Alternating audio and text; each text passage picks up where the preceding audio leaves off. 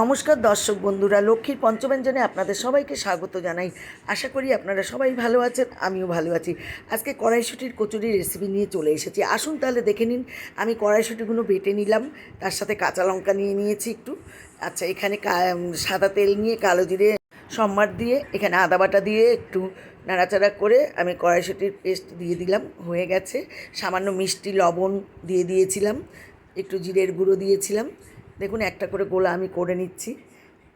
সবগুলো এইভাবে তৈরি করে নিলাম। সাদা তেল গরম বসিয়ে দিয়েছি, আমি একটা করে বেলে নেবো। এবার বেলে নিয়ে ভেজে নেবো। ভিডিওটি যদি ভালো লাগে লাইক কমেন্ট শেয়ার করে দেবেন, পাশে থাকা বেল আইকনটি ক্লিক করে দেবেন যাতে সবার প্রথম নোটিফিকেশন আপনার কাছে পৌঁছে যায়। ভিডিওটি টেনে দেখবেন না, পুরো ভিডিওটি দেখবেন। দেখুন কী সুন্দর টোপা টোপাভাবে ফুলে উঠছে। প্রত্যেকটা কড়াইশুঁটির কচুরি এরকম ফুলে উঠেছে।